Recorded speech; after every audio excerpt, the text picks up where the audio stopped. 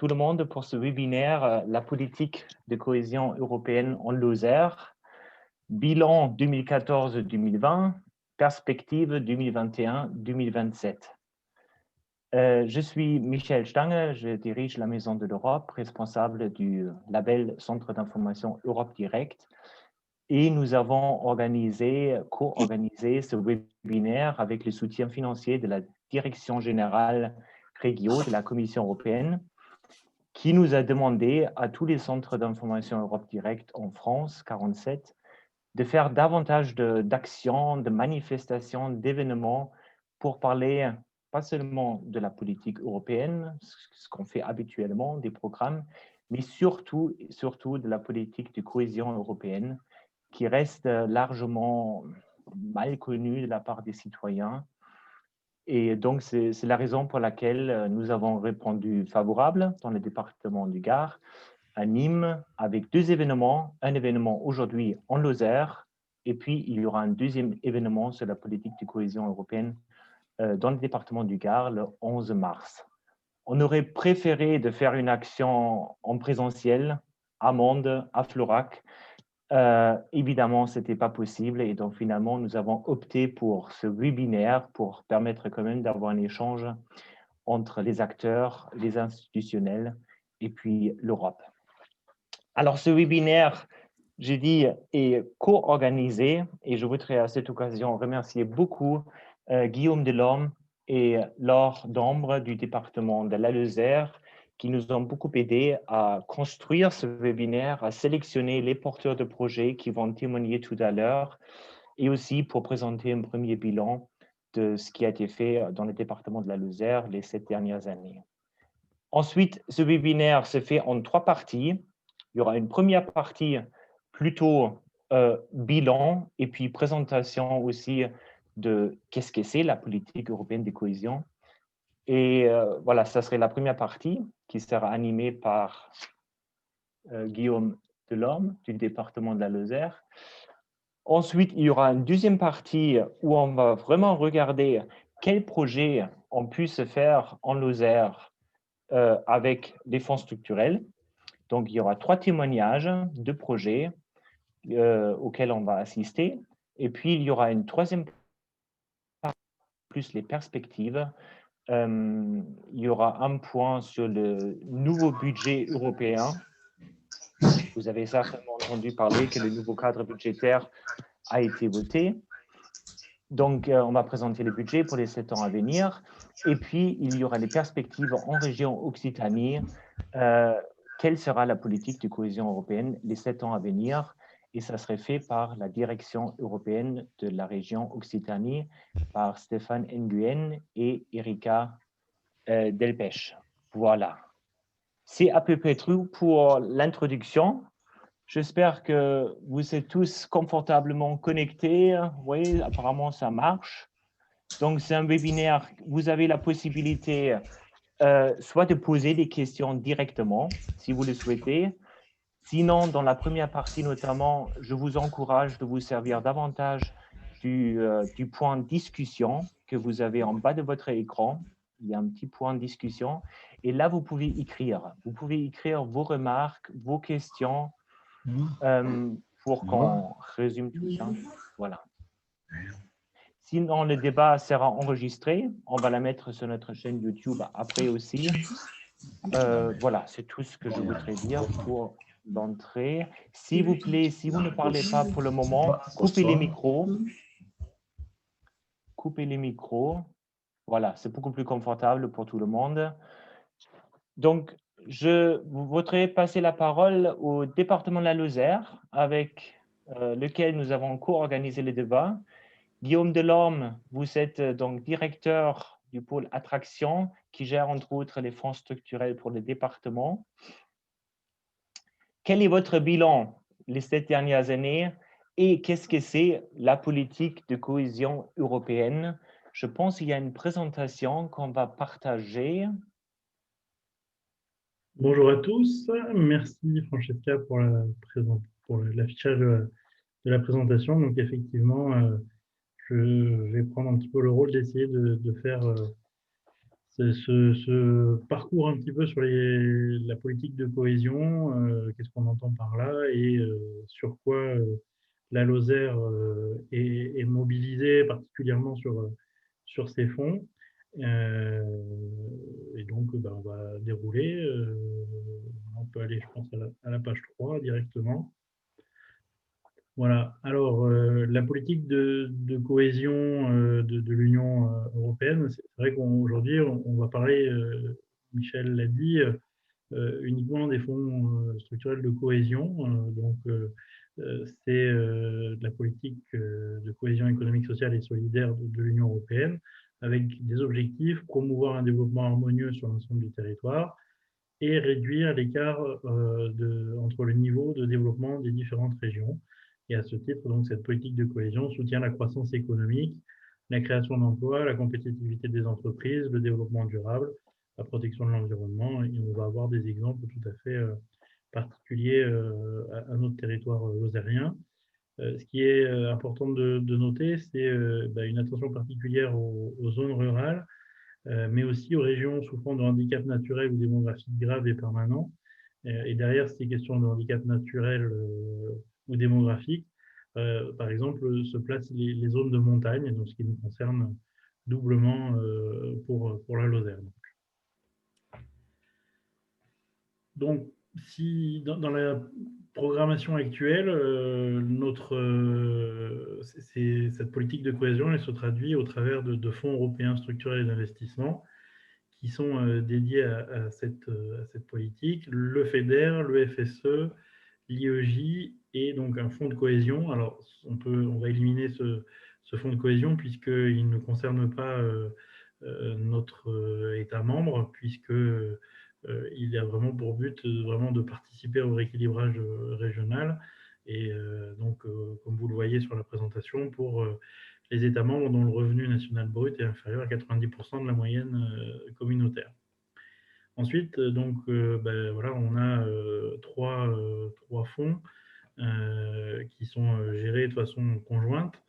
Donc, le FEDER, Fonds européen de développement régional, à ne pas confondre avec le FEADER, où il y a juste une lettre qui change, mais qui, lui, fait partie de la politique agricole commune et qui concerne le développement rural. Et ce ne sera pas le sujet de ce soir. On aura peut-être l'occasion d'un nouvel échange pour évoquer ce fonds et les actions qui sont faites dans ce cadre-là. Le Fonds social européen et l'initiative pour l'emploi des jeunes, voilà les trois fonds. Côté FEDER, on va retrouver les sujets de la recherche, du développement technologique, de l'innovation, de la compétitivité des petites et moyennes entreprises, le développement des TIC, la transition vers une économie à faible émission de carbone, vraiment une dimension de développement durable, et également la coopération territoriale. Alors, ça ne concerne pas la Lozère, mais je sais qu'il y a d'autres personnes qui sont présentes ce soir qui pourraient nous en dire des choses aussi. On pourra à la limite en parler, plus tard. Mais c'est aussi un élément du FEDER de contribuer à des coopérations territoriales. Sur le territoire lozérien, il y a trois programmes opérationnels, puisque c'est comme ça qu'on parle, qui permettent de décliner le FEDER sur notre territoire. Il y a un programme FEDER régional qui est le même pour l'ensemble du territoire régional. Alors, comme les programmes ont été conçus avant la fusion des régions, pour la période 2014-2020, c'était un programme opérationnel FEDER régional Languedoc-Roussillon. Nous sommes également concernés par le Massif central, et donc dans ces dynamiques du Massif central, on y reviendra sur le contenu des actions. On est vraiment dans ces dynamiques-là aussi, et donc il y a un programme interrégional Massif central qui mobilise du FEDER. Et puis il y a également un programme interrégional Plan Loire qui donc concerne une toute petite partie de notre territoire lozérien, notamment du côté de Langogne et des gorges de l'Allier. Pour le FSE, donc le Fonds social européen, ce sont les questions d'emploi, d'inclusion sociale, de lutte contre la pauvreté, de promotion de l'éducation, de l'acquisition de compétences, du développement et de l'apprentissage. Et ce Fonds social européen, il est décliné sur notre territoire avec l'intervention d'un programme national et d'un programme régional à l'échelle toujours Languedoc-Roussillon, c'était un programme commun avec le FEDER. Et puis, une des particularités de 2014-2020 était donc l'IEJ, l'Initiative pour l'emploi des jeunes, voilà, qui mettait en avant un certain nombre d'actions pour l'apprentissage, les stages, dispositifs d'accompagnement, la recherche d'emploi, formation qualifiante, et donc qui a été décliné à la fois au niveau national et au niveau régional. Particularité sur lequel on ne reviendra pas trop dans tous les cas dans ma présentation, peut-être certains pourront témoigner, mais qui est une particularité de 2014-2020 et qui sera un peu différente pour la suite. Alors, ce que je vous propose un peu rapidement, c'est de parcourir les grands sujets de ces différentes déclinaisons des fonds européens qui s'appliquent à la Lozère et voir un peu là où on se positionne en termes d'action. Donc, sur le FEDER géré à l'échelle régionale, le premier axe est lié à tout ce qui va être l'investissement dans la croissance intelligente, autour de la recherche, de l'innovation, du développement des entreprises. Donc là, on a en Lozère un certain nombre d'investissements productifs et innovants dans les PME qui ont pu être accompagnés dans ce cadre-là. C'est notamment via le dispositif Foster, dont on reparlera plus tard. L'axe 2 sur la fracture numérique et l'émergence de la e-société. Donc, c'est tout ce qui va être autour de l'équipement numérique notamment. Cet axe n'a pas été mobilisé en Lozère pendant cette programmation pour des raisons d'optimisation de cofinancement, et donc le programme en cours de mise en œuvre du très haut débit n'a pas mobilisé de fonds européens. Il n'y a que quelques départements qui sont allés sur ce fonds-là parce que l'enjeu était différent du nôtre. Concernant l'axe 3, encourager la transition énergétique, alors on verra avec les volumes financiers juste après, c'est là où nous sommes le plus mobilisés, avec beaucoup de sujets donc, sur la dimension énergétique, et de réhabilitation énergétique de bâtiments publics, d'installation de chaufferie bois dans des collèges, dans des centres médico-sociaux, beaucoup de différents éléments, et également de l'animation. Alors ça, voilà, c'est aussi un élément intéressant. Autour de la promotion du bois énergie, une mission qui a été portée par la CCI et maintenant par le SDE, et l'animation des espaces info-énergie qui a été en début de programme également financée grâce au FEDER. Ensuite, l'axe 4, donc la valorisation du territoire et de ses ressources pour une croissance durable. Donc là, on est sur plutôt les axes annexes, puisqu'il y a, je ne l'ai pas dit, mais une concentration thématique sur notamment l'axe 1 et l'axe 3, donc les plus importantes enveloppes financières ont été mobilisées sur ces axes. Pour l'axe 4, on retrouve des projets d'aménagement de sites, le moulin de la Borie, le lac de Ganivet, le lac de Charpal. Ces actions, elles sont notamment aussi intégrées dans des approches territoriales intégrées qui permettent de territorialiser l'approche FEDER sur des territoires. Et donc, en Lozère, le territoire du GAL Terre de Vie était concerné par une ATI, le territoire du Parc national des Cévennes par une autre, et il y aura un témoignage qui en parlera tout à l'heure, et également une autre ATI qui concernait le PEDR Sud-Lozère.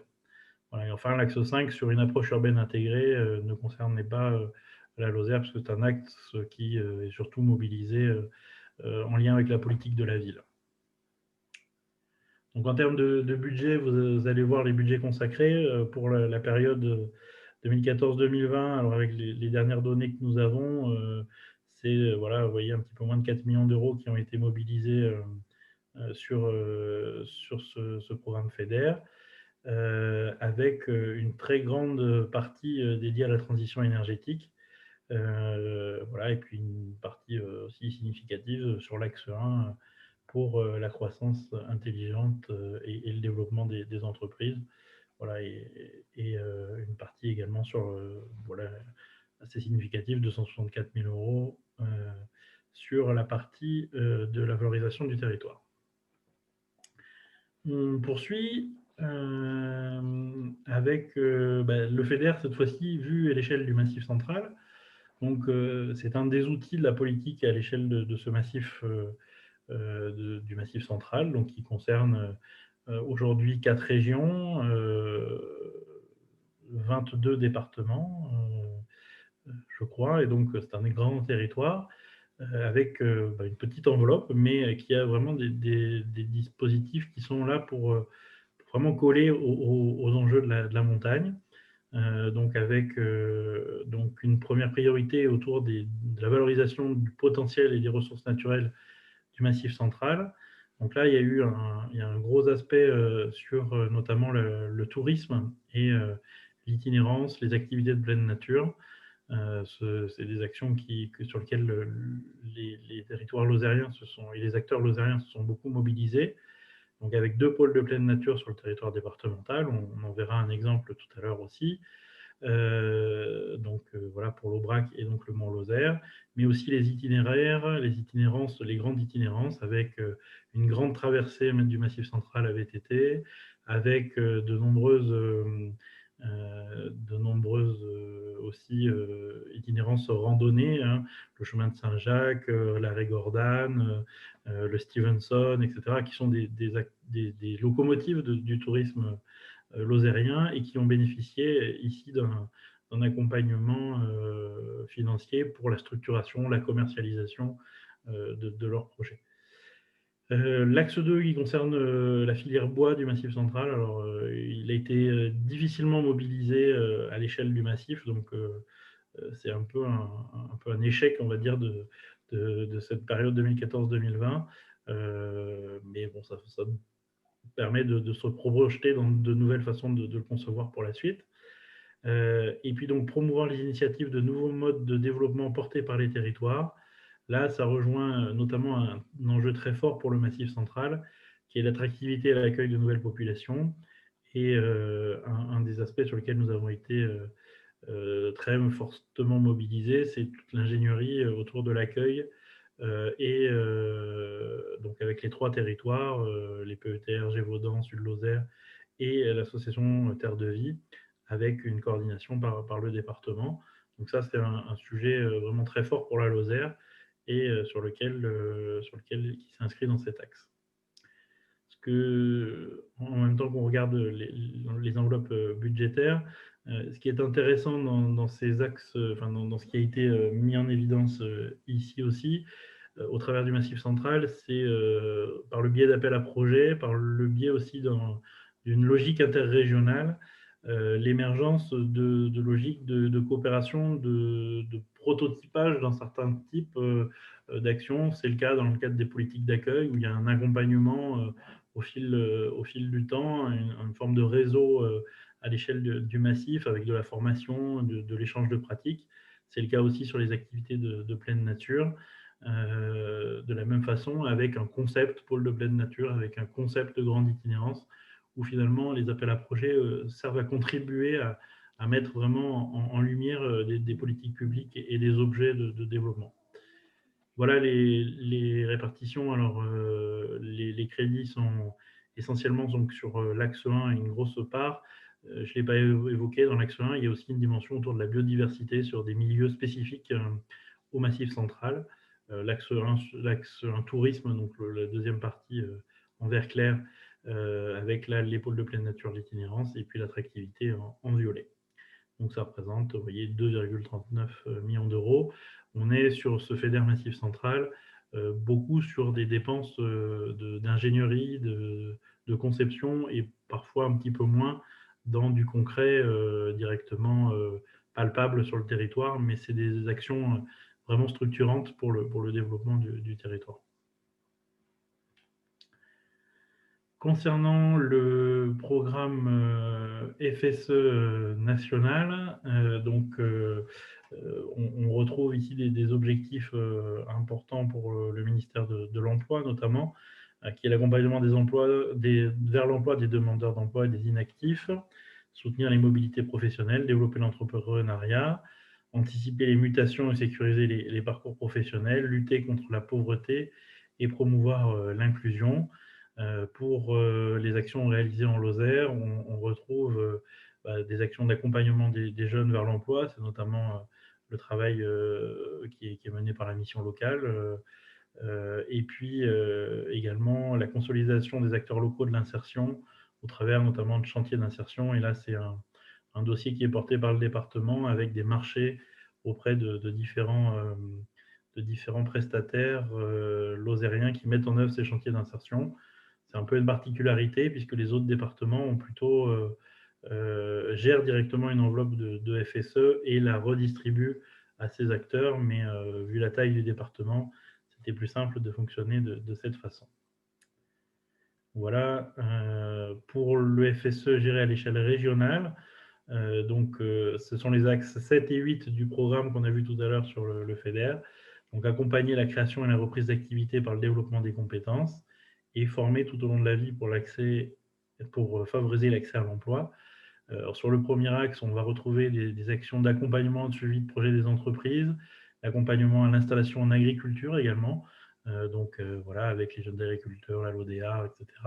Et sur le premier axe, c'est notamment Lozère Développement qui a pu bénéficier de ces aides.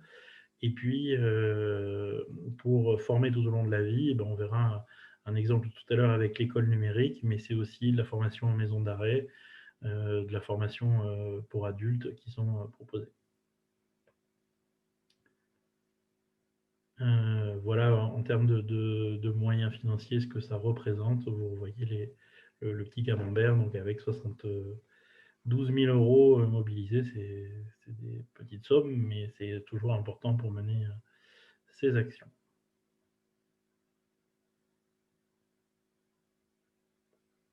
Et c'était pas 72 000, mais 720 000. Pardon. Voilà. Et donc pour terminer, peut-être deux choses. Vous dire que pour tous les acteurs lozériens, et je remercie Claire qui est aussi avec nous ce soir, qui a contribué fortement donc, du Centre Europe Direct Pyrénées à la réalisation de cette exposition.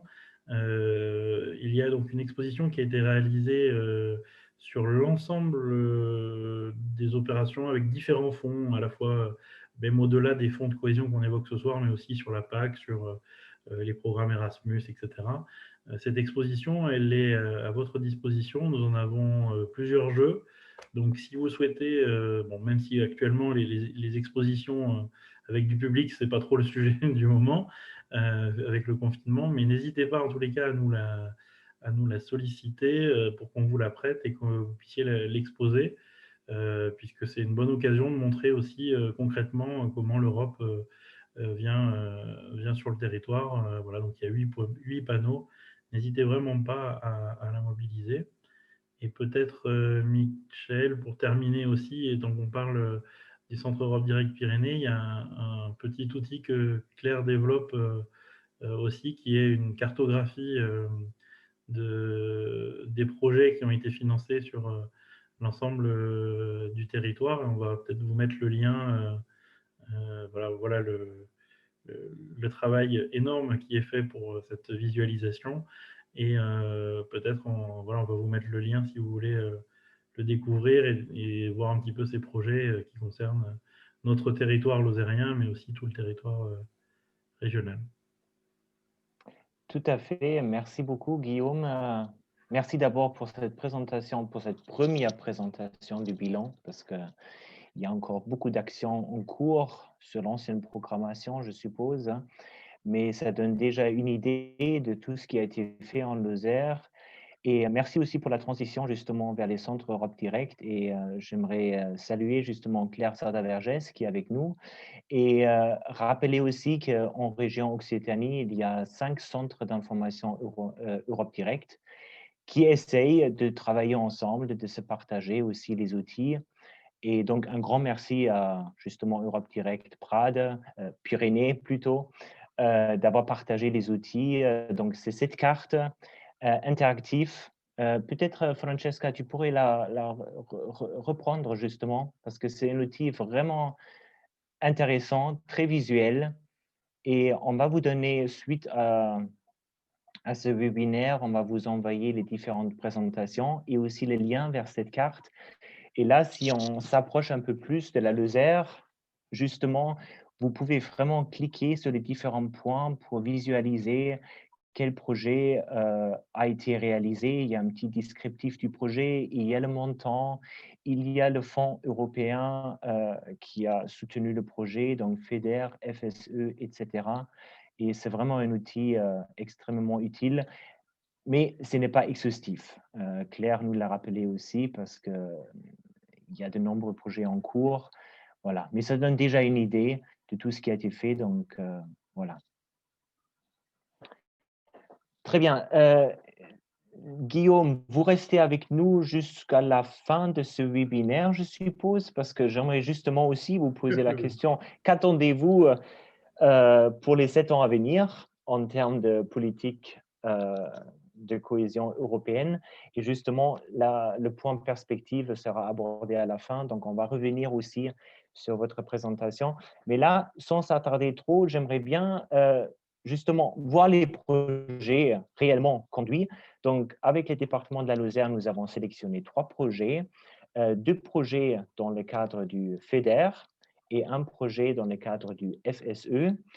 Normalement, il y a Richard Scherer avec nous du Parc international des Cévennes.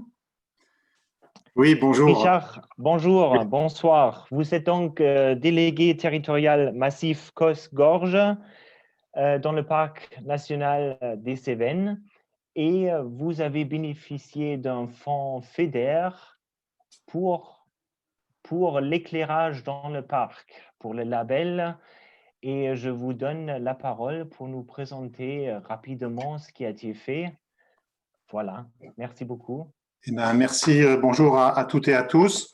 Donc, voilà, je voulais vous faire un petit témoignage de ce qu'on a pu mettre en place grâce au Fonds FEDER dans le cadre d'une démarche plus globale de labellisation qui a entraîné une belle dynamique sur le territoire.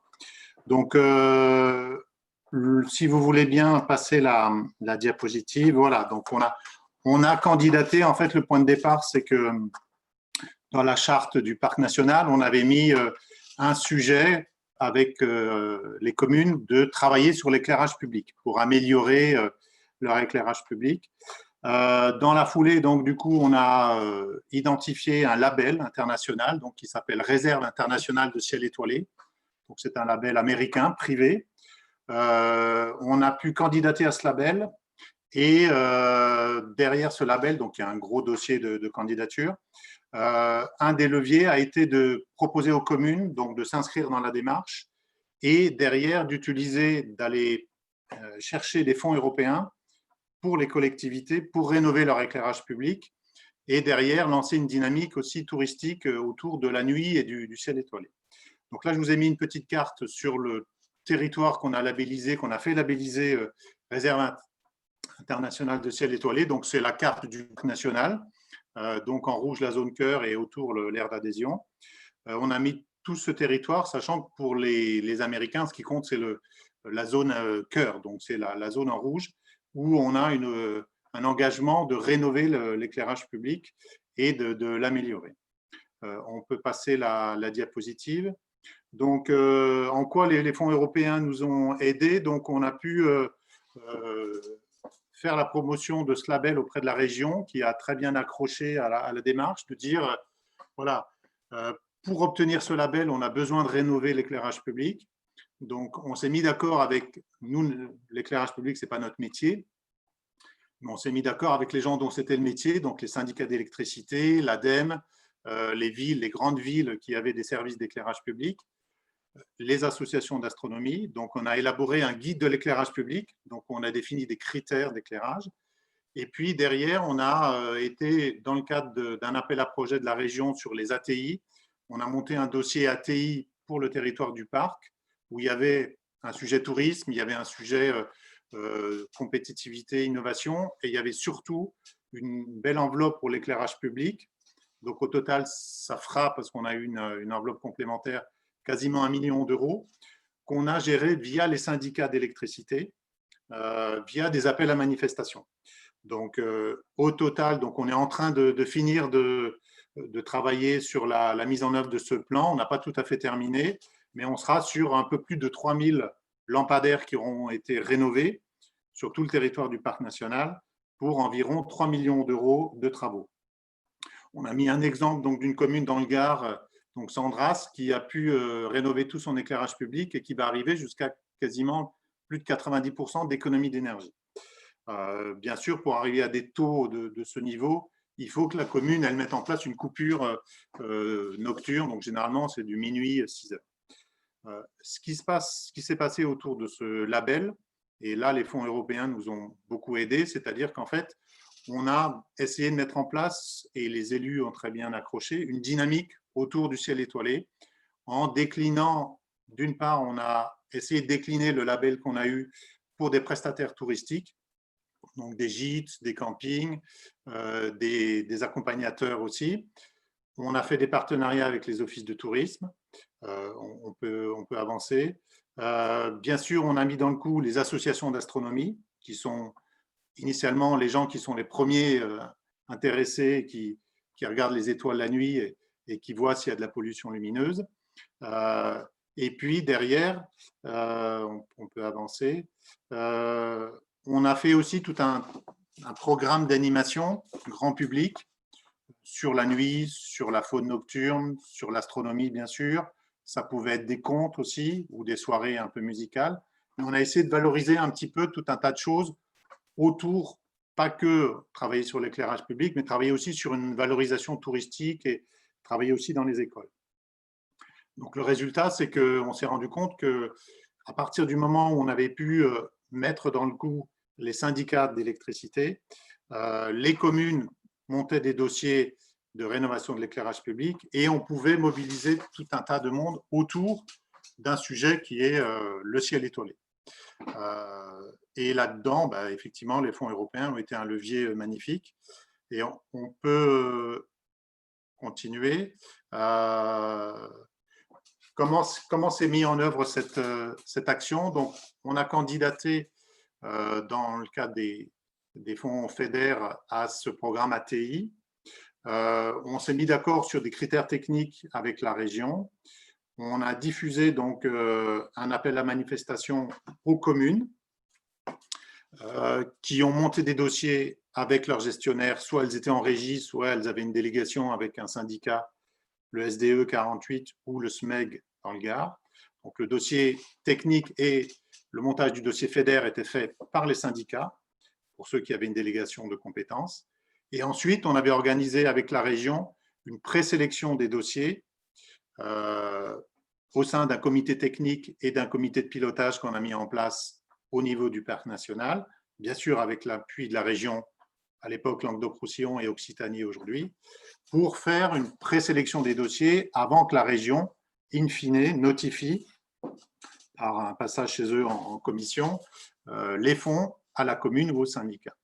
Donc voilà un peu le montage qu'on a fait, et là-dedans, les syndicats ont l'habitude de gérer des fonds parce que c'est des gens qui vont souvent chercher des fonds, que ce soit FEDER ou d'autres, et donc ils avaient une habitude, voilà, à la fois technique et financière, et donc ça a été d'un secours très utile pour simplifier aussi. C'était un des arguments qu'on avait pu mettre en avant auprès de la région, c'est-à-dire qu'on regroupe les dossiers plutôt que d'avoir beaucoup de petits dossiers. Il y a un dossier, un paquet global géré par le syndicat avec des multiples dossiers de petites communes.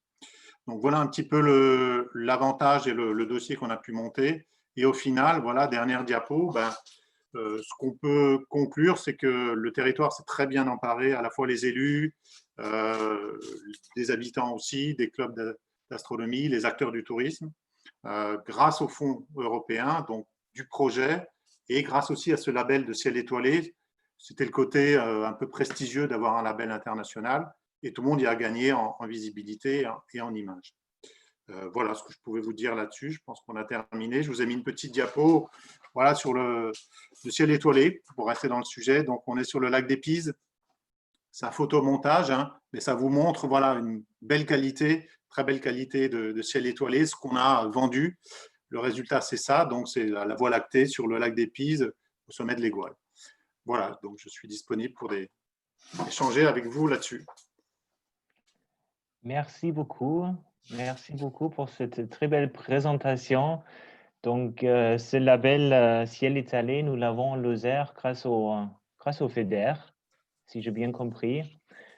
Nous avons prévu justement à ce moment-là de présenter une vidéo d'un dispositif propre à la région Occitanie, mais par contre, on ne va pas le faire maintenant parce que Stéphane Nguyen de la région n'est pas encore présent, donc on va le retarder un peu.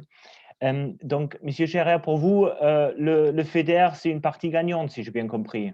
Pour le parc national, vous avez mis l'attention sur la gestion du projet qui est souvent reprochée à l'Europe, très lourd, retard, mais selon vous, ça s'est plutôt bien passé, si j'ai bien compris.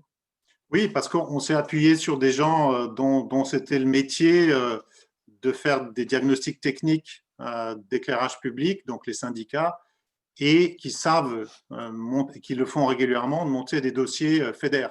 Donc, on est passé par des têtes de réseau, donc les syndicats d'électricité qui sont des structures voilà, costauds et qui ont l'habitude de monter des gros dossiers.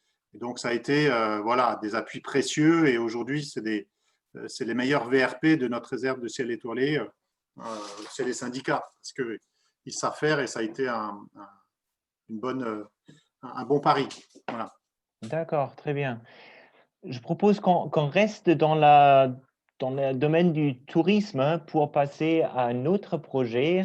Celui, c'est le parc, le pôle pleine nature du Mont Lozère, qui a été réalisé aussi grâce au Fonds européen de développement régional, mais dans un autre dispositif. Et j'ai le plaisir de vous présenter Herminie Gravier, qui est chargée de mission pôle pleine nature au Mont Lozère, qui va nous présenter ce projet et qui va nous expliquer aussi en quoi c'est légèrement différent du Parc national des Cévennes en ce qui concerne le montage de projet.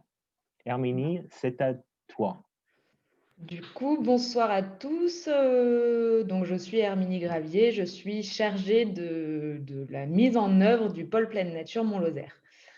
Ce projet de pôle pleine nature Mont-Lozère, c'est un projet porté par le syndicat mixte d'aménagement du Mont-Lozère qui regroupe 3 collectivités qui sont toutes autour du Mont-Lozère. Alors, Francesca, est-ce que tu peux passer? Voilà. La différence qu'il y a avec le projet qui a été porté par le parc et qui vous a été présenté par Richard. Donc, ce projet est financé par du FEDER Massif Central et pas régional. En fait, le projet du pôle pleine nature a été identifié grâce à un appel à projet, financé grâce à un appel à projet qui s'est déroulé en 2 temps. Donc, je vais vous expliquer assez rapidement juste la mise en place de cet appel à projet et la sélection des pôles pleine nature et pourquoi on a bénéficié de ces financements et comment c'est mis en place. Donc, en fait, en 2015, il y a un premier appel à projet qui a été lancé. Le syndicat mixte et les collectivités ont décidé d'y répondre.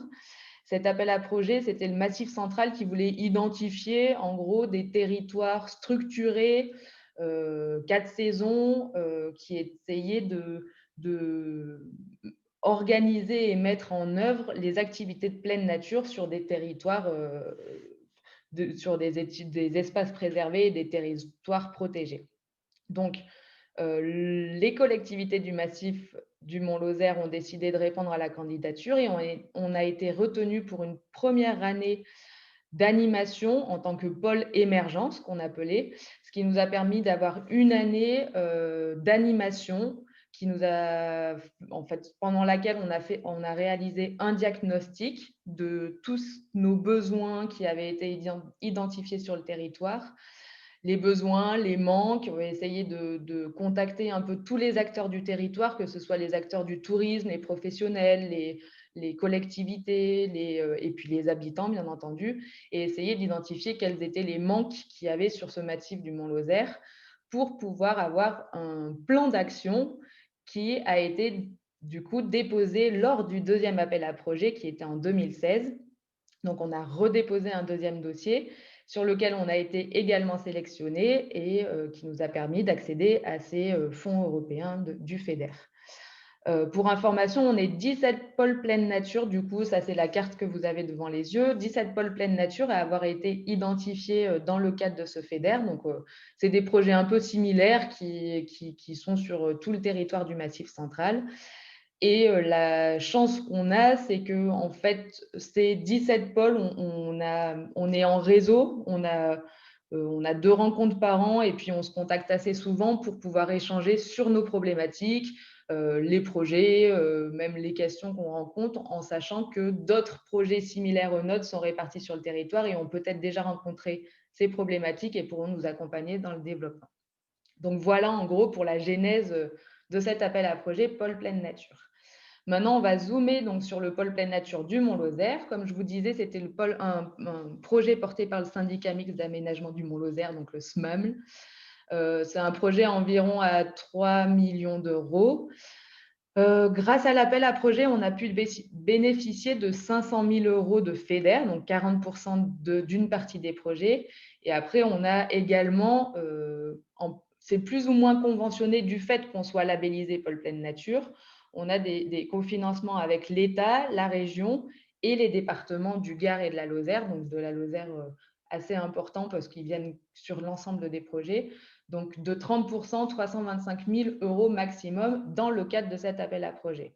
En revanche, on a également mis en place des projets qui étaient hors appel à projet sur lesquels la région, l'État également aussi sur certains projets et les départements peuvent venir en renfort pour subventionner, mais en ayant la casquette du pôle pleine nature financé par l'Europe, en fait, les financeurs, sauf si je me trompe, nous suivent assez souvent parce qu'ils sont au courant qu'on est un territoire qui est structuré et qui a le projet du pôle pleine nature qui nous permet d'être identifié comme tel en tout cas. Voilà pour les chiffres. Et Francesca, voilà, je voulais également vous présenter assez rapidement quand même une partie des projets qui sont développés dans le cadre de cet appel à projet, donc dans le cadre du pôle pleine nature. En sachant, je veux pointer du doigt le fait que c'est grâce au FEDER et à cet appel à projet et aux fonds européens que les territoires peuvent développer et peuvent, j'ai envie de dire, mettre le paquet sur les activités de pleine nature, chose que sans appel à projet ou sans cadre structuré et financé avec les fonds européens, peut-être les territoires n'auraient pas eu la même motivation ou le même intérêt de mettre autant d'argent en jeu sur un territoire comme celui du Mont-Lozère. Donc, pour en revenir à mes projets, le plus gros projet qu'on développe en ce moment, là, sur lequel on travaille depuis 2018, c'est toute la structuration d'un réseau de randonnée sur le territoire du massif du Mont-Lozère, pardon. Donc, c'est environ 1600 km de randonnée, de sentiers de randonnée qui vont être aménagés et développés et équipés et conventionnés, enfin tout remis à plat pour pouvoir vraiment avoir un territoire de randonnée de qualité et en sécurité et qui pourra nous permettre de vraiment valoriser cette destination Mont-Lozère comme une destination de randonnée. On a également l'édition des 3 cartes guides, c'est les documents de promotion qui vont mettre en valeur ce gros investissement qui aura été réalisé du coup dans les 2 années à venir et l'année dernière aussi, il y a des premiers aménagements qui ont été mis en place. Ensuite, on a eu un gros programme de rééquipement de tout l'ensemble des sites d'escalade. Donc, en fait, on a environ 25 secteurs d'escalade, c'est 8 sites et ça regroupe, je ne sais plus, environ 400 voies d'escalade. Donc, c'est tous les niveaux. C'était également un gros projet parce qu'on avait beaucoup de sites d'escalade qui n'étaient plus du tout aux normes et qui étaient très peu utilisés et valorisés en tout cas. Donc là, ça permet de redonner une deuxième vie à ces sites et en espérant pouvoir attirer de plus possible de grimpeurs sur notre territoire. ce rééquipement va bien sûr avec l'édition d'un topo guide qui devrait être édité pour le printemps prochain normalement. Ensuite, il y avait toute la réflexion qui a été faite autour de la station du Mont-Lozère.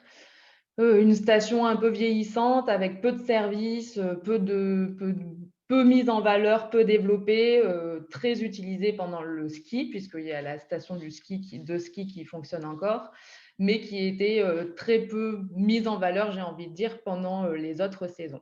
Donc, il y a eu toute une réflexion pendant un an, en 2019, sur essayer de mettre en place un schéma de développement de cette station pour pouvoir l'améliorer, voir si on avait besoin de nouveaux hébergements, de nouveaux services ou d'une nouvelle organisation, même au niveau structurel. Depuis, le département va reprendre la gestion de cette station, mais voilà, et continuer le projet et le schéma de développement qui avait été pointé du doigt pendant cette étude. Et en parallèle de ça, le département de la Lozère, dans le cadre du pôle pleine nature, va également aménager la liaison qui a été identifiée dans cette étude, la liaison qui va du col de Finiel, pour ceux qui connaissent, à la station du Mont-Lozère. On a également la mise en place de location de vélos à assistance électrique qui va être effectuée dans une année, en 2022, des installations de bornes de service de VTT. On va également réaliser des cartes de courses d'orientation à proximité des collèges. Donc là, c'était vraiment une forte demande de tout le réseau des professeurs qui étaient sur le territoire, les collèges, mais aussi les écoles qui pourront en bénéficier. Donc ça, la cartographie est réalisée et les bornes vont bientôt être équipées. Et on a également décidé de développer un peu plus loin que des collèges et de cartographier également des sites sur les deux stations, donc la station du Mas de la Barque et la station du Mont-Lozère, pour avoir vraiment une offre de courses d'orientation importante sur le territoire. On a également 2 sentiers d'interprétation qui vont être réalisés. Donc, un au Mas de la Barque qui est porté, ce projet est porté par le Parc national des Cévennes dans le cadre du pôle pleine nature. Donc, en fait, ce n'est pas forcément le syndicat qui porte toutes les actions. Parfois, d'autres porteurs de projets peuvent être identifiés, ce qui est très pratique aussi dans le cadre de ces appels à projets, peuvent être identifiés pour bénéficier des subventions européennes du FEDER parce qu'ils font partie du projet de pôle pleine nature. On a également un autre sentier d'interprétation qui va être aménagé autour de l'étang de Barandon. Et ensuite, on aura pas mal de travail sur tout ce qui est communication et promotion une fois que l'ensemble de ces investissements sera réalisé. Donc voilà, je vous ai dit, mais également, on va travailler sur la rénovation des pistes de ski de fond, on va essayer de mettre en réseau les professionnels du plein air, on va essayer de développer des offres qui associent le thermalisme et les activités de pleine nature. On va essayer de développer les canyons. Enfin voilà, il y a beaucoup de projets encore qui vont être mis en place et j'espère qu'ils vont permettre d'identifier le Mont-Lozère comme une destination d'activités de pleine nature de qualité. Voilà pour la présentation du pôle pleine nature. C'est parfait, Herminie. Merci beaucoup. J'aimerais saluer Stéphane Nguyen, le directeur de la direction Europe de la région Occitanie, qui nous a rejoint aussi entre-temps. Herminie, pour vous, si j'ai bien compris, ce FEDER a instauré aussi une dynamique positive pour le Mont-Lozère. Ces projets n'ont pas pu voir le jour sans ce financement européen? Non, alors je pense que ces projets n'auraient pas pu voir le jour à aussi grande échelle. Je pense que chaque collectivité aurait un petit peu investi de son côté sur certains points, mais là, c'est vraiment quelque chose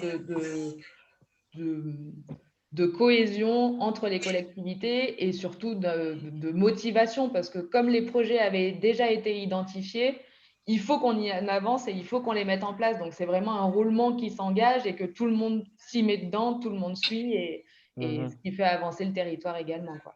Très bien, Voilà. très bien.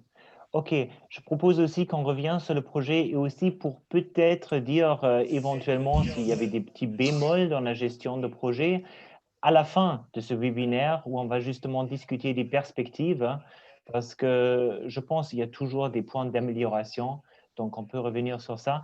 Je voudrais faire un petit voyage vers le Fonds social européen, vers l'école du numérique qui a été portée par le Greta de la Lozère. Et normalement, nous avons avec nous aujourd'hui le directeur qui est Dominique Jeu. Nous avons avec nous Vincent Gatin qui est le responsable de Lozère Développement et et Alban qui est le formateur coordinateur de l'action Cody Camp.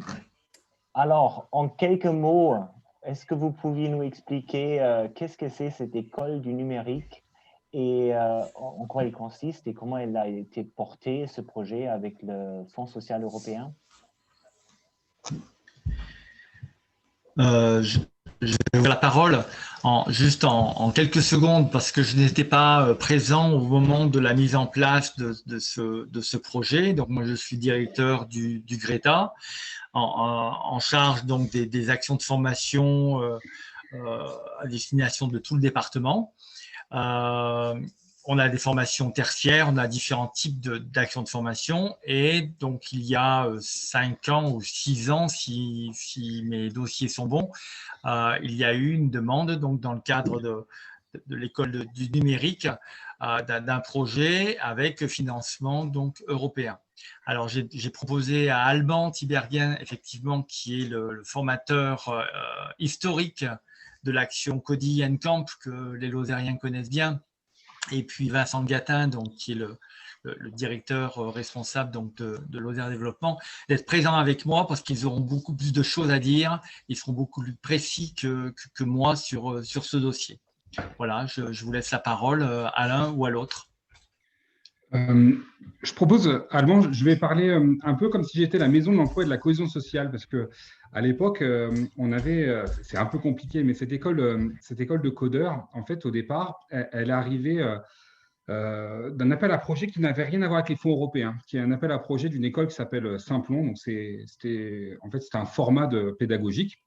Et donc, la Lozère avait été lauréate pour accueillir une formation labellisée Simplon. Et à un moment, donc c'était en gros des formations innovantes pour que les jeunes qui soient un petit peu exclus des parcours initiaux de formation puissent raccrocher les valises et participer à l'économie numérique dans son ensemble.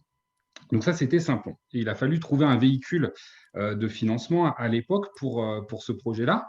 Et la Maison de la cohésion sociale, c'était eux qui portaient la bribe de projet au début, et puis qui a travaillé avec le Greta et Joël Dahl à l'époque pour justement asseoir le financement de cette formation. Donc, le véhicule qui a été trouvé, c'était en partenariat avec la région via un dispositif qui s'appelle ERI, qui est en fait des dispositifs de financement sur de la pédagogie innovante, où arrivait le FSE, qui était intéressant parce qu'en fait, il y avait deux choses qui étaient bien fichues. C'est que, d'une part, avec le FSE, il y avait une possibilité de financer la formation, donc de financer le temps des professeurs, etc. Donc, ça permettait de financer le Greta pour qu'ils puissent supporter la formation. Mais comme c'était porté aussi à travers la région, ça a permis tout de suite à ce que cette formation innovante soit labellisée dans les process régions et que les stagiaires, quand ils relevaient du Pôle emploi, par exemple, pouvaient être pris en charge aussi en tant que jeunes formés.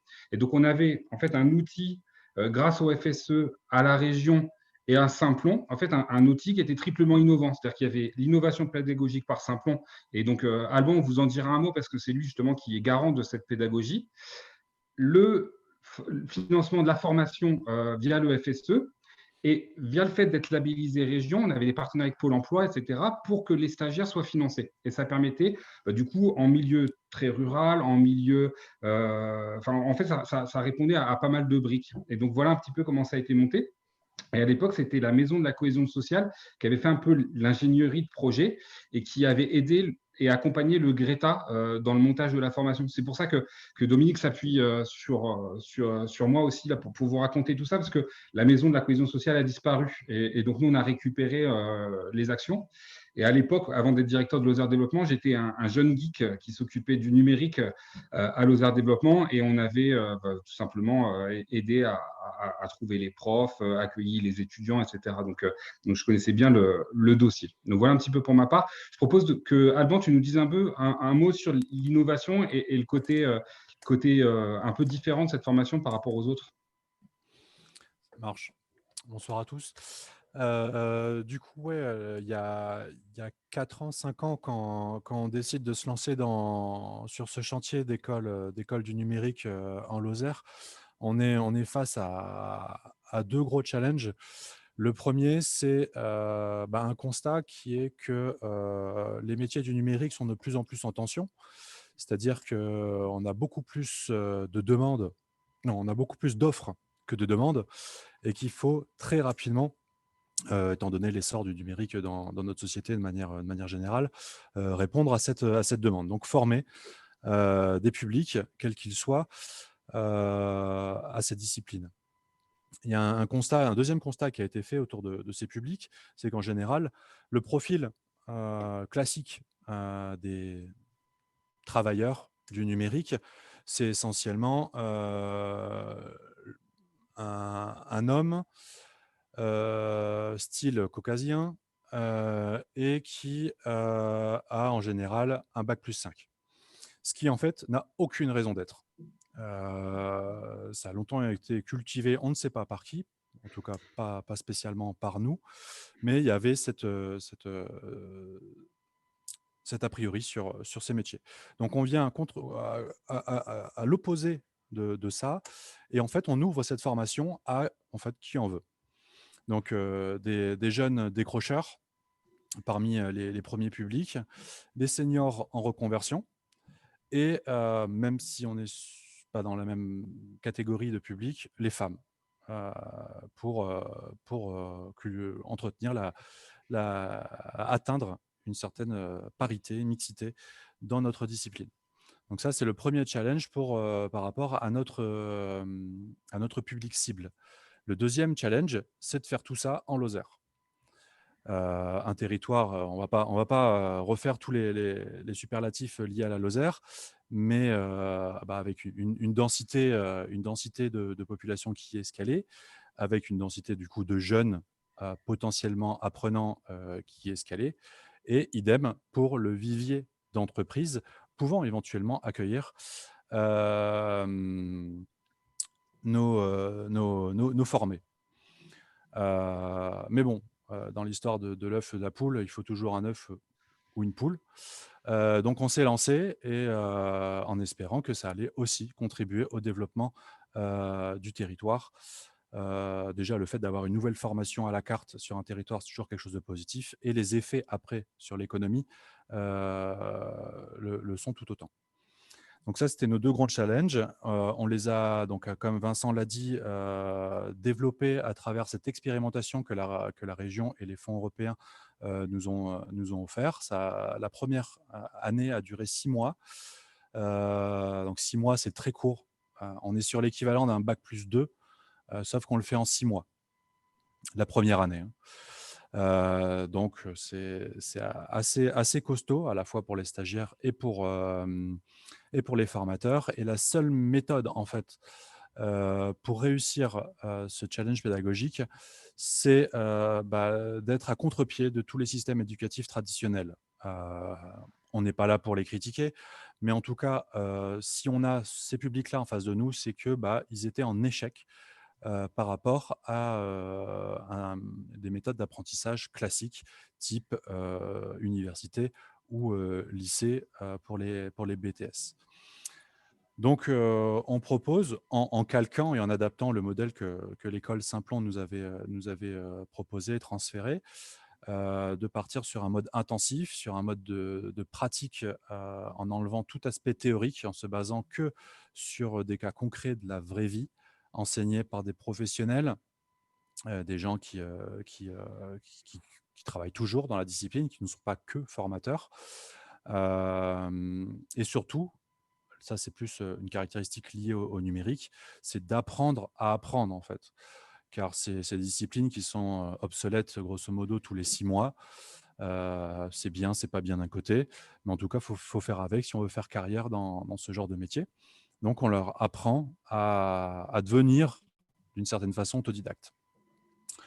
Ça a plutôt un bon succès, puisque la première année s'est très bien déroulée, même si le constat était que 6 mois, c'est vraiment un peu costaud pour tout le monde.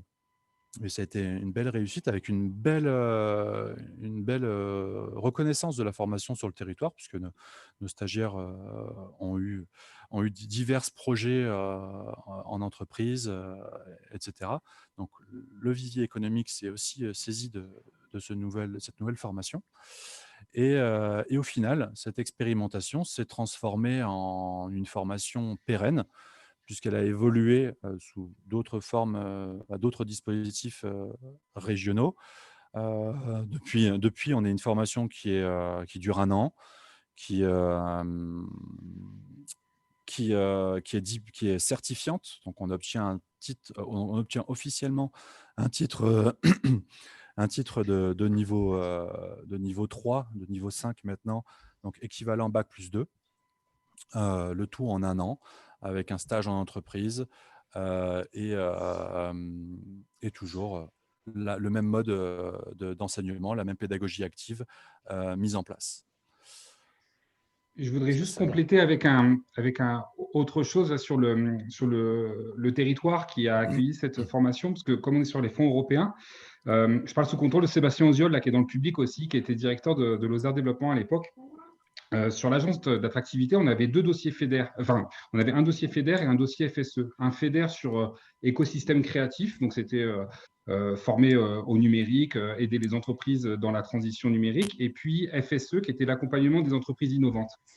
Et donc on avait en fait, à travers du FEDER et du FSE, une animation déjà de toutes les entreprises innovantes et numériques du territoire. Et quand la formation Cody & Camp a existé, on l'a branché quelque part avec les réseaux qu'on animait aussi grâce aux aides européennes. Et c'est l'ensemble de tout cet écosystème, à la fois d'entreprises innovantes, d'entreprises classiques qui allaient vers la transition numérique et une formation qui était financée par le FSE, qui ont fait qu'à Pollen, le bâtiment là dans lequel je suis et qui accueille cette formation aujourd'hui, il y a eu toute une dynamique autour du numérique.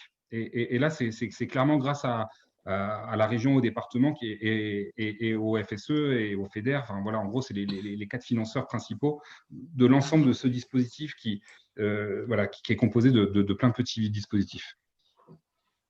Très bien.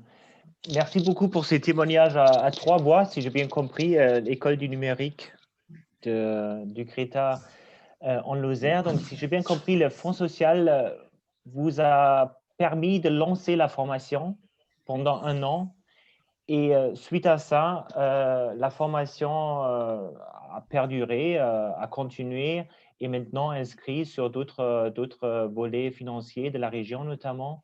Et donc, le Fonds social européen a un peu assuré la partie risquée du lancement d'une nouvelle formation. Est-ce qu'on peut le résumer comme ça? Oui, complètement. D'accord, très bien. OK, alors merci beaucoup aux 3 témoignages. On a pris un peu plus de temps, mais je pense que c'est important aussi de donner la voix et écouter ce que vous avez à dire sur les projets et de valoriser aussi les projets qui ont pu se faire. En Occitanie, il y a un dispositif particulier qui permet aux entreprises de se lancer dans les fonds structurels aussi. Et le dispositif s'appelle Foster. Et sur le site de la région Occitanie, il y a une vidéo qui dure 1 minute. Et je vous propose justement qu'on écoute, qu'on regarde cette petite vidéo, parce qu'il y a aussi de nombreux porteurs de projets, acteurs qui sont avec nous.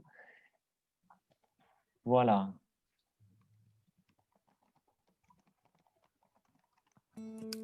Aux petites et moyennes entreprises, les grands moyens. Vous êtes exploitant agricole ou forestier, porteur de projets, gérant de petites ou moyennes entreprises et vous vivez en Occitanie? Pour faciliter vos financements, la région Occitanie et l'Europe ont créé le fonds Foster. Foster apporte 3 solutions plus pour vos projets. Une garantie pour votre emprunt bancaire, un prêt à taux 0 pour vos projets innovants, un capital renforcé pour consolider votre entreprise. Ainsi, Foster facilite votre accès au financement pour grandir vite, en toute sécurité.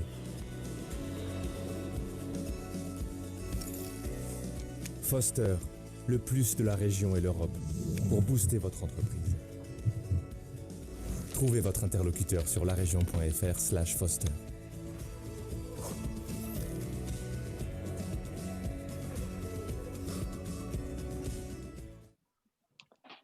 Voilà, Foster. Puisque nous avons Stéphane Nguyen avec nous, justement, j'aimerais vous saluer encore une fois. Est-ce que vous êtes là?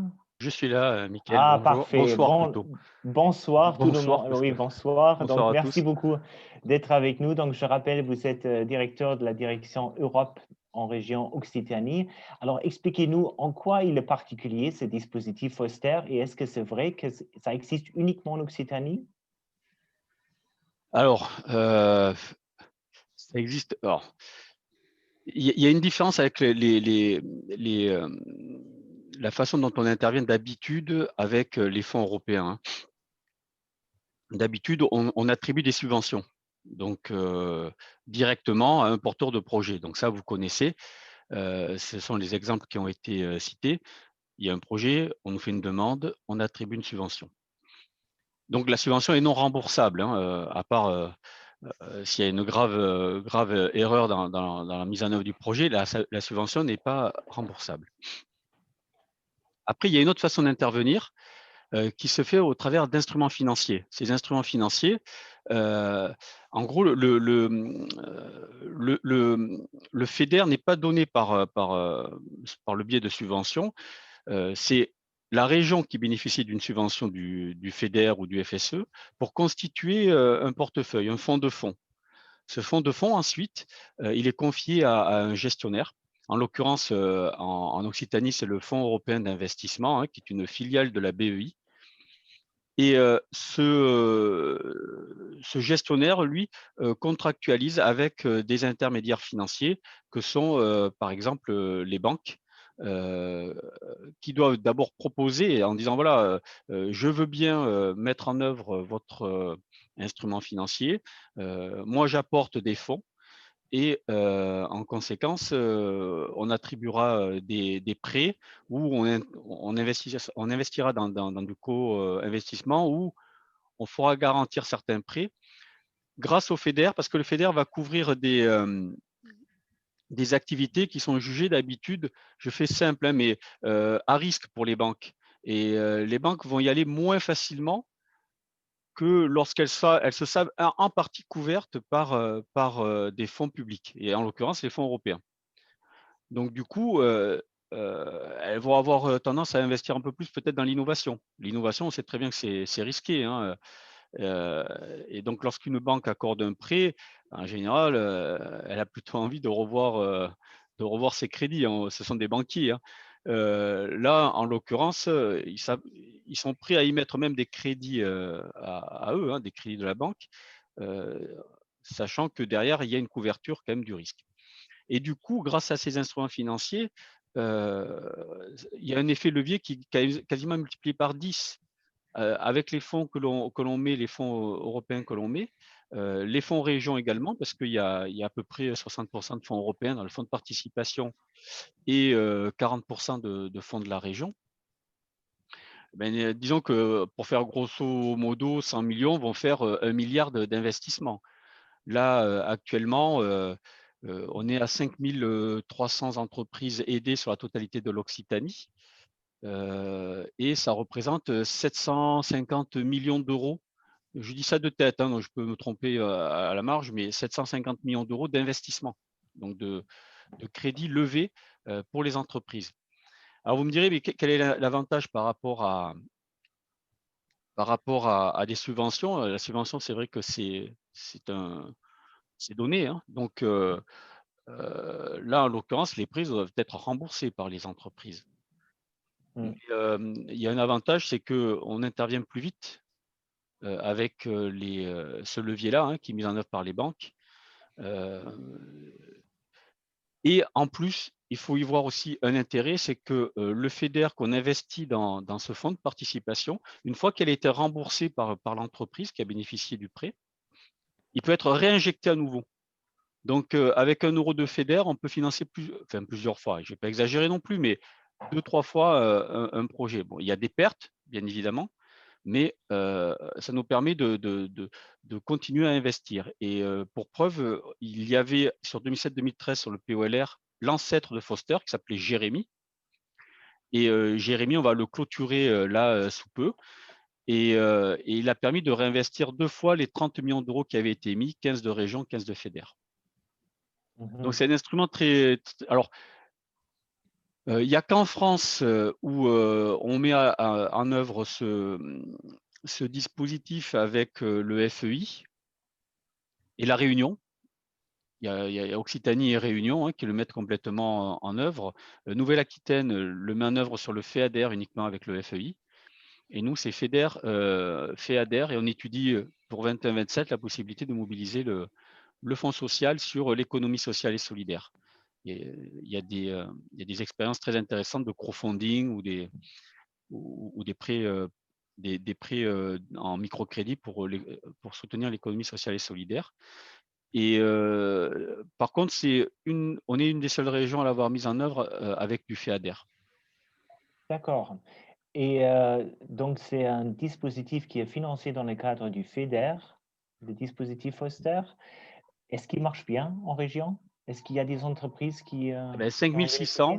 5600 entreprises, 750 millions de prêts, de garanties qui ont été mobilisés pour environ presque 100 millions d'euros de fonds européens. D'accord. Donc, en comptant le FEADER. Très bien. Donc, on peut dire que oui, effectivement, ça marche bien apparemment. Ah ben, ça marche plutôt bien, oui. Oui, OK. Donc, on arrive justement à la dernière partie de ce webinaire qui est vraiment sur les perspectives, donc maintenant 2021-2027. Je m'adresse à tous les auditeurs aussi. Donc, posez-vous questions maintenant. Si vous avez des remarques à faire sur la période à venir, si vous avez des questions à la région, servez-vous justement du chat en bas. Vous pouvez écrire vos questions et comme ça, on va revenir là-dessus avec Stéphane. Alors, avant de passer la parole encore une fois à Stéphane pour nous parler justement des orientations, des priorités en région Occitanie, je voudrais dire un mot sur le budget parce que, voilà, je partage l'écran.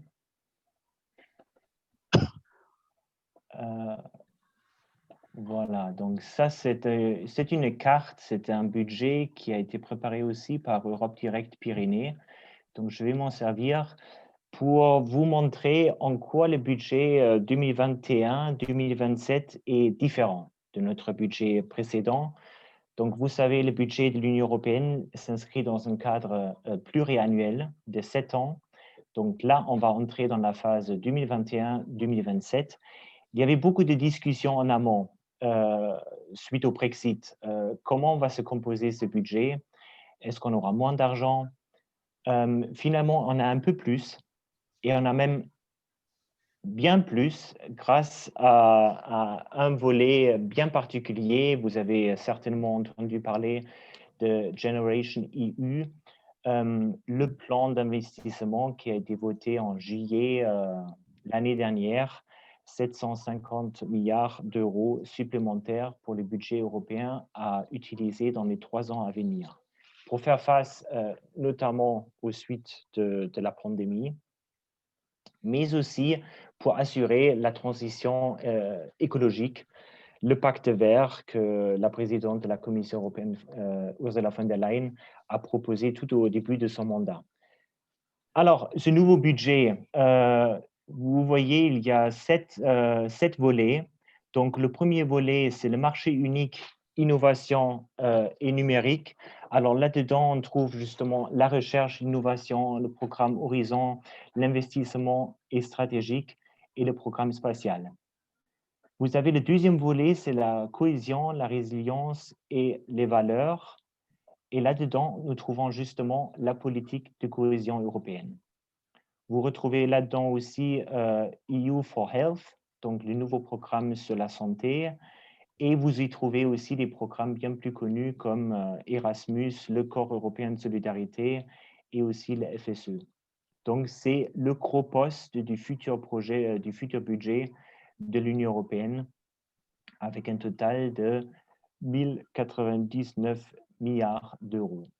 Ensuite, le troisième volet, c'est ressources naturelles et environnement. Là, on trouve l'agriculture et maritime, l'environnement et action pour le climat. Et ensuite, vous avez la migration et gestion des frontières. Donc ça, c'est une nouvelle priorité aussi pour l'Union européenne. Et ensuite, la sécurité et défense. Donc, on y trouve aussi la défense européenne, une nouvelle priorité aussi pour l'Union européenne. Et le dernier poste actif, je dirais, c'est le voisinage et le monde. Donc, c'est la politique extérieure dans le monde de l'Union européenne et puis l'administration publique européenne. Alors, nous avons un budget total de 1074,3 milliards d'euros, ce qui est un peu plus de 1% de la richesse produite dans l'Union européenne. Et ce budget est complété justement par le fonds Next Generation EU, donc 750 milliards d'euros vont s'ajouter, ce qui porte donc le budget total à 1824,3 milliards d'euros pour les 7 ans à venir. Donc, vous voyez, le gros poste du budget à venir, ce n'est plus l'agriculture. Désormais, c'est la politique de cohésion européenne avec les autres programmes qui sont inscrits dans la cohésion et les valeurs. On pourrait dire qu'il y a de l'argent maintenant. Je me retourne à Stéphane Nguyen. Le budget a été voté juste avant Noël. J'imagine pour vous maintenant le travail commence réellement parce qu'il y a un calendrier, c'est-à-dire le budget voté au niveau européen doit être traduit par chaque État dans une politique nationale et puis politique régionale. Ici, nous voyons une carte, le calendrier politique. Est-ce que vous pourriez commenter ce calendrier, où vous en êtes actuellement et à partir de quel moment les nouveaux programmes seront vraiment opérationnels en région Occitanie? Alors, heureusement qu'on n'a pas attendu décembre 2020 pour commencer à travailler sur le futur programme. Parce qu'on a le premier séminaire de concertation, le lancement de la concertation régionale, c'était le 16 décembre 2019 à Carcassonne. Et ensuite, on a eu des ateliers avec le partenariat pour travailler sur les mesures qui devaient être mises en œuvre. On a travaillé sur la base des règlements de la Commission européenne, les projets de règlement qui avaient été publiés en mai 2018. Donc, on a eu cette base-là. Hein. On savait très bien que ça pouvait bouger. Bon, après, par expérience, on sait que ça bouge quand même pas. Ça bouge à la marge, mais ça ne bouge pas quand même dans les très grandes lignes. Donc, on a pu commencer à avancer de façon à être prêt au moment où le budget devait être approuvé. Il devait l'être avant l'été, puis ça a été décalé, octobre, décembre. Maintenant que le budget a été approuvé, la Commission doit publier aussi les règlements qui permettent d'utiliser ce budget, les règlements qui permettent d'utiliser le FEDER, le FSE, etc. Et ça, normalement, parce qu'ils doivent être publiés dans toutes les langues et vérifiés par les juristes linguistes de la Commission, on ne les aura que vers avril, dans le meilleur des cas, avril, voire mai. Donc, du coup, le début 2021, là, en gros, il faut le faire glisser. Ça, c'était valable il y a quelque temps. Maintenant, on va être plutôt sur une soumission de l'accord de partenariat pour avril-mai, dès que les règlements sont publiés. Et nous, ensuite, on a 3 mois pour transmettre notre programme. Là, au niveau de la rédaction du programme, on en est à un travail sur les fiches qui vont permettre de décrire les mesures qui vont être financées dans le programme, qui sera un programme unique sur l'ensemble de la région Occitanie, qui devrait être doté d'environ 826 millions d'euros, y compris le volet Pyrénées. À titre de comparaison, il y avait 917 millions d'euros, en comptant également le volet Pyrénées, sur 2014-2020. Donc, ça fait une baisse assez sensible. Hein, de la dotation régionale. C'est 826 millions d'euros. Dedans, il y a effectivement un petit volet Pyrénées d'environ 17 à 19 millions d'euros, sachant que pour ce qui vous concerne, le Massif central est traité au sein d'un axe interrégional au sein du programme opérationnel Auvergne-Rhône-Alpes. Un axe interrégional dans lequel on est tous associés, que ce soit département ou région, à l'élaboration de cet axe. Donc, c'est 826 millions d'euros. En gros, pour faire très court, hein, la stratégie qui a été choisie par la région, c'est de travailler en cohérence avec les documents qui sont déjà pour certains qui sont déjà en projet, comme le SRADET, le schéma régional d'aménagement du territoire, qui a vocation à harmoniser les interventions en matière d'aménagement sur tout le territoire régional. Donc, il y avait déjà une concertation assez importante sur le SRADET. Donc, on a utilisé des éléments de ce travail, hein, le SRADET que d'autres, vous pouvez connaître sous le nom d'Occitanie 2040.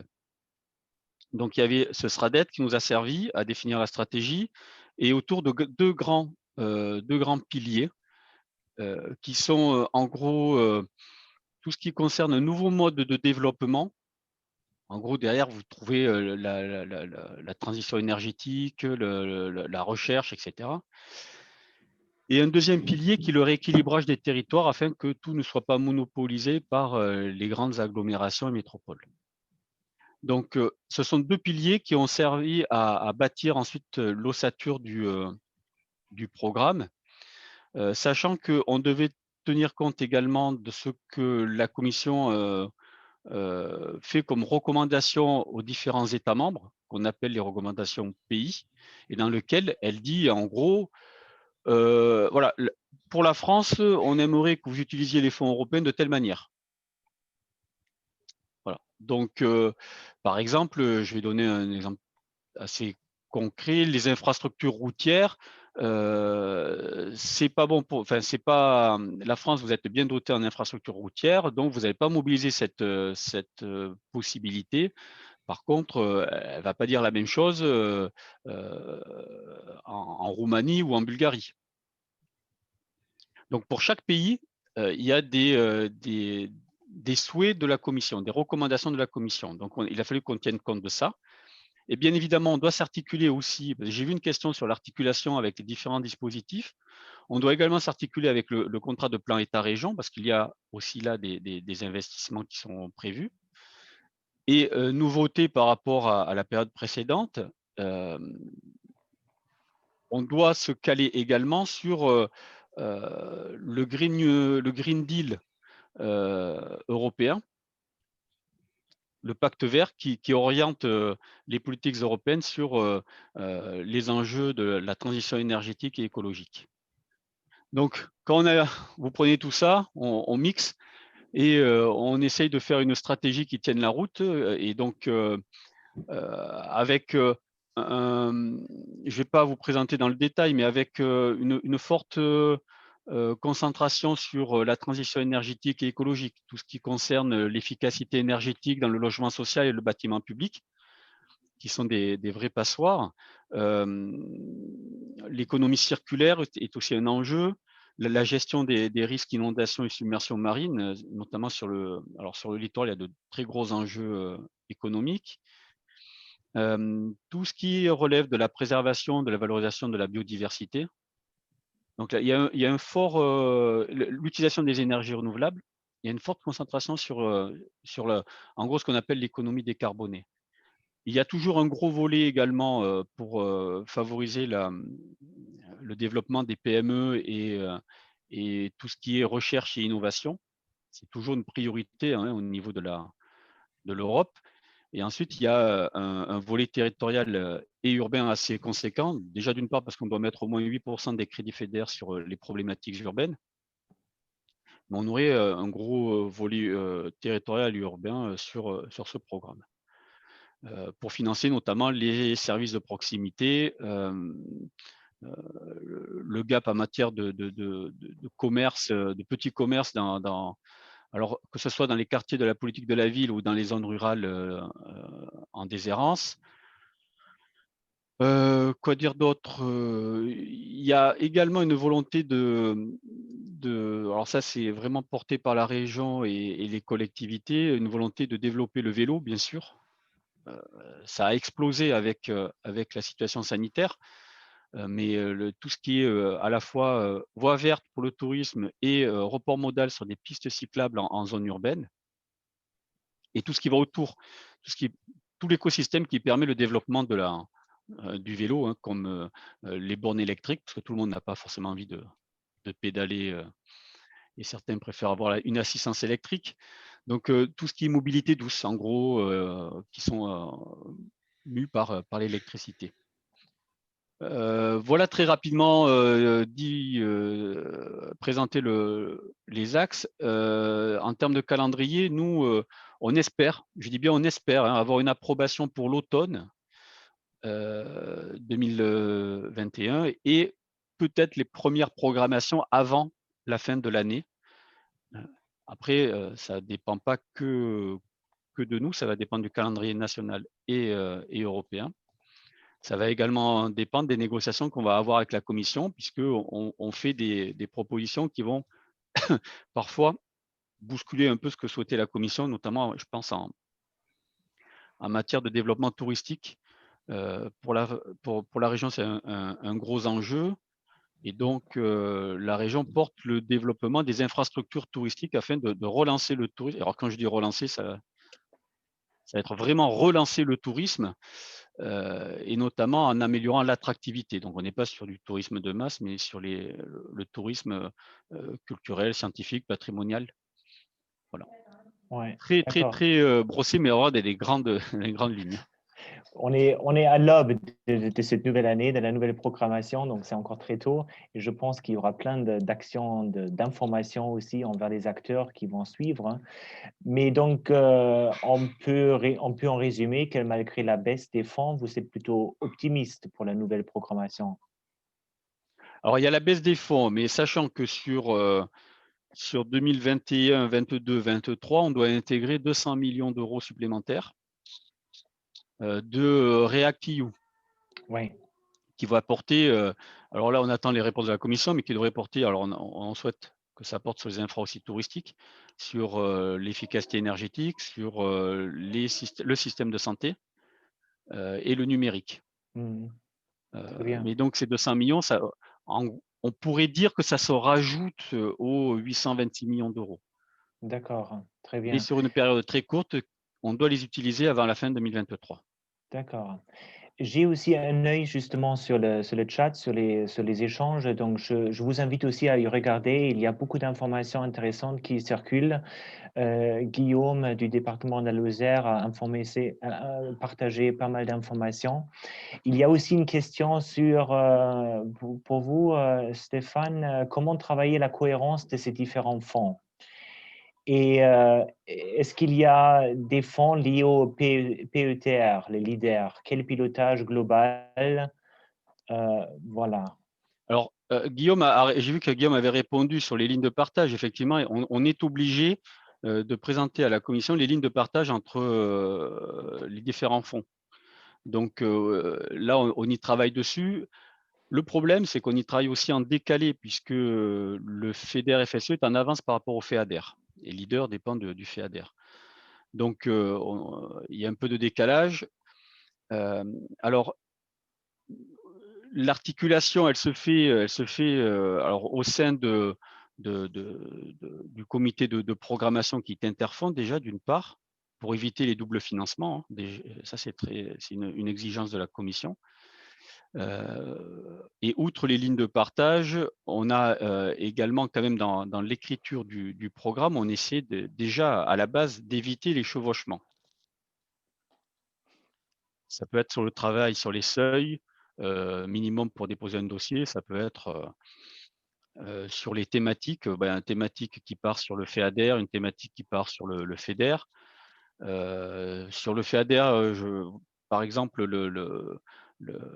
il intervient sur tout ce qui est industrie de la première transformation en matière d'agriculture et forestière et le FEDER va intervenir sur les industries de la deuxième transformation. Là. Voilà, la Syrie fait ADER et on va passer chez les bénistes, ça va être le FEDER qui va prendre le relais. Donc, il existe des lignes de partage, il existe enfin, du moins, on essaye de faire en sorte d'avoir le moins de chevauchement possible et le moins du coup de risque de double financement et ça simplifie également l'instruction des dossiers.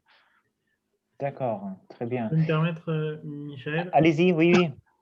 Juste pour dire, par rapport à ce qu'a dit Stéphane et pour répondre à la question qui a dit tout à l'heure, la base, il l'a dit, c'est le SRADET à l'échelle régionale, c'est les stratégies que porte la région en partenariat avec l'État dans le cadre du CPER. Donc ça, c'est le socle global.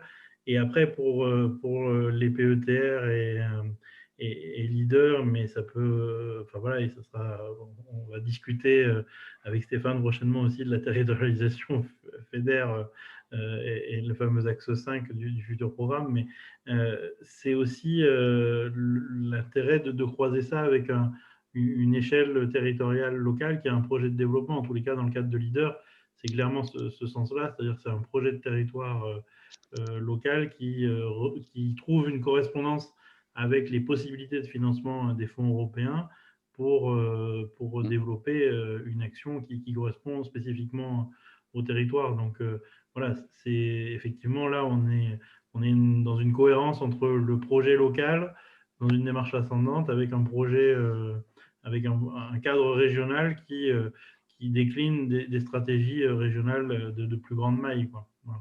Enfin, il me semble. Tout à fait, ouais. Tant que j'ai la parole avant de la rendre, oui, j'ai mis en copie parce que Stéphane l'a évoqué pour la zone Massif central. Il y a une concertation qui est en cours, ouverte jusqu'au 29 janvier, sur les propositions qui sont faites pour le futur programme 21-27. Donc, pour tous ceux qui sont intéressés par les thématiques qu'on a évoquées au tout début sur ce programme Massif central, n'hésitez pas à aller y jeter un œil. Voilà. Ouais. Très bien, merci pour ces compléments d'information. Puisque nous avons Stéphane avec nous, j'aimerais aussi me retourner vers les porteurs de projets, justement, vers le Parc national des Cévennes, le pôle pleine nature, l'école du numérique. Est-ce que pour vous, dans la gestion de projet, il y a des points où vous vous dites, là, c'était quand même un peu compliqué? Est-ce qu'il n'y a pas des améliorations possibles? Voilà, je lance la question comme ça. Est-ce qu'il y a des remarques éventuellement de votre côté pour s'en inspirer aussi pour la future programmation? Moi, je veux bien prendre la parole. C'est simplement juste pour noter peut-être enfin c'est sûr, une lourdeur administrative pour les dépôts des dossiers de demande de subvention et les délais de gestion de ces dossiers, autant sur la demande de subvention que sur les demandes de paiement de subvention, qui peuvent être parfois très longs et du coup parfois mettre en difficulté aussi les porteurs de projets. Et puis simplement la dynamique qui est lancée sur nos projets. Voilà, c'était un des points noirs que j'identifie sur ce programme d'appel à projet, en tout cas. D'accord. Herminie, je rappelle juste donc, que vous êtes chargée de mission au pôle Pleine Nature Mont-Lozère. Oui, pardon. Ouais. Ouais, voilà. Est-ce que, voilà, pour faire face à ces questions qui nous reviennent quand même assez souvent, je pense à vous aussi, et notamment à la région, quelles sont les réponses? Alors, moi, je dirais qu'on est les premiers à subir la charge administrative de ces règlements qui sont très compliqués. Et je pense que sur 2014-2020, on est allé très loin dans quand je dis on, hein, c'est pas nous la région, mais dans les règlements, on est allé très loin dans l'exagération de ce qui pouvait être demandé. Et du coup, on l'a vu nous déjà en tant que service qui instruisent les dossiers, on n'est pas en capacité d'accompagner les porteurs de projets comme on a pu le faire sur les périodes précédentes. Ça s'était déjà dégradé sur 2007-2013.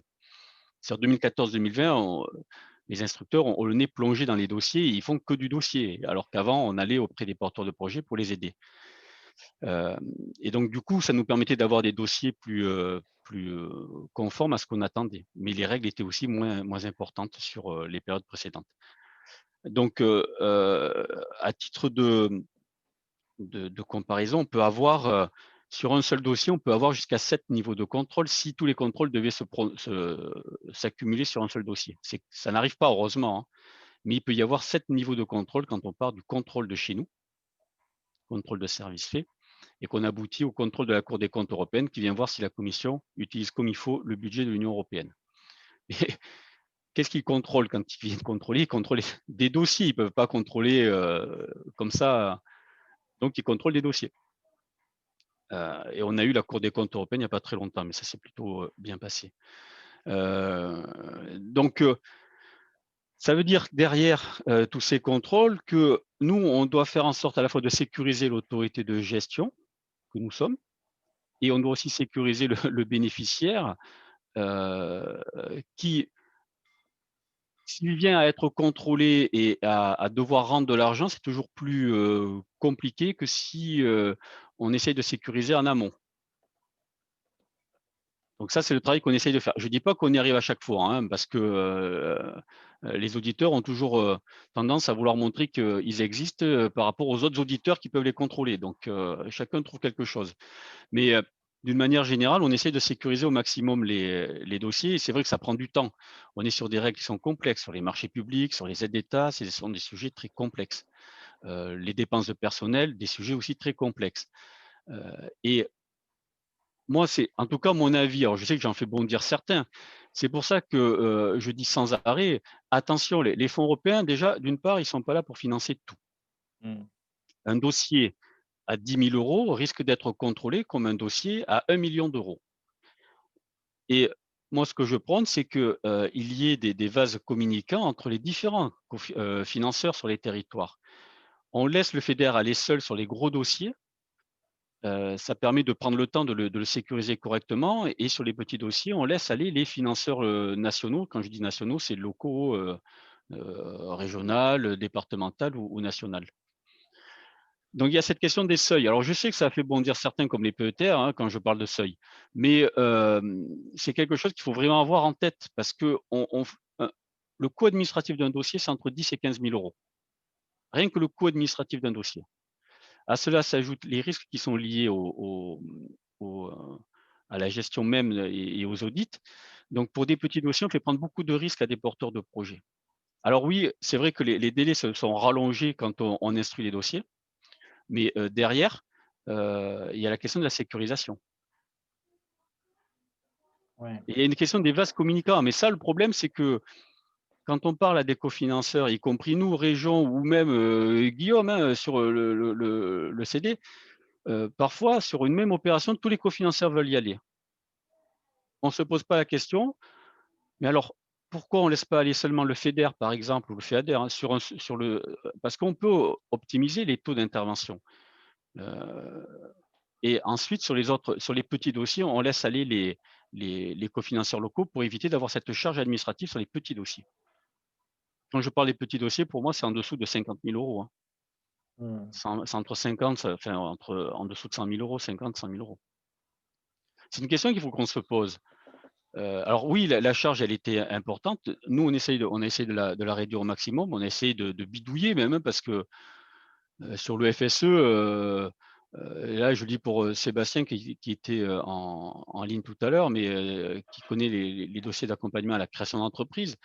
On est passé sur des conventions à 3 ans pour éviter, pour rattraper déjà le retard que l'on avait sur le traitement des dossiers et pour faire en sorte d'accélérer. Du coup, en prenant un dossier récurrent qui est le même d'année en année, et on le conventionne sur 3 ans, ça nous fait un seul dossier de demande et ça nous fait un seul dossier de demande de paiement, au lieu de 3 à chaque fois. Donc ça réduit le temps que l'on passe sur ces dossiers. Ça permet d'avoir des avances des acomptes plus conséquents. Donc bon. Après, pour moi, c'est pas le plus satisfaisant. Sur 21-27, ils nous annoncent des simplifications. On travaille déjà sur certaines simplifications proposées dans les projets de règlement, comme des taux forfaitaires, hein, pour éviter d'avoir à éplucher tous les frais de personnel et les frais liés, genre facturette d'autoroute ou autre, hein, parce que c'est bien ça la réalité après quand on contrôle. Voilà. Mais après, oui, je sais très bien que la charge, elle a augmenté pour les porteurs de projets, que le temps, les délais ont augmenté. On le voit, nous, de toute façon, on a des stats, on les voit, quoi. D'accord, très bien. Je regarde aussi un peu l'heure qui tourne. Donc, il est 19h40. Initialement, on avait prévu d'aller jusqu'à 19h30. Certes, il y a beaucoup de choses à partager et j'apprécie beaucoup aussi dans le chat toutes les informations qui circulent. Je vous propose de terminer ce premier webinaire tout en sachant que nous allons vous envoyer les différents supports. Nous avons aussi copié les différents liens que Guillaume a postés. Donc, on va vous constituer un mini-dossier, on va vous envoyer ça. On est vraiment au début de la nouvelle programmation. Il y aura beaucoup de temps encore devant nous.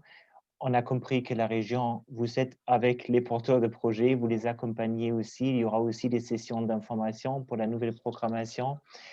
Voilà. Est-ce qu'il y a encore quelques remarques ou une question, ou est-ce qu'il y a un mot de la fin de la part de Guillaume ou de Stéphane? Sinon, je passerai la parole à notre président de la Maison de l'Europe, Charles-Antoine Roussy. Guillaume. Juste peut-être, oui, pour dire deux mots, c'est une chance, hein, ces fonds européens pour nos territoires. C'est des vrais outils de développement. On a vu voilà, avec les exemples de projets qu'on a évoqués au début de la visio, ce que ça apporte. Je crois que c'est effectivement important, et c'est tout le travail qui est en train d'être fait de faire en sorte que on trouve des réponses à nos enjeux territoriaux dans ces fonds, avec les impératifs de gestion qui ont été identifiés. Mais c'est vrai que on peut, voilà,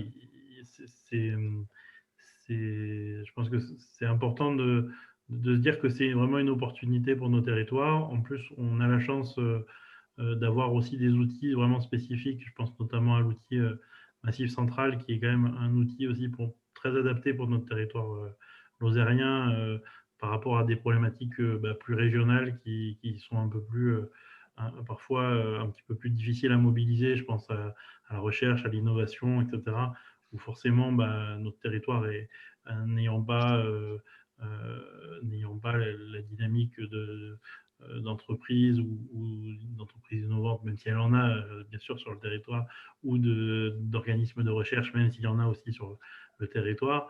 C'est vrai que voilà, c'est aussi intéressant de croiser tout ça.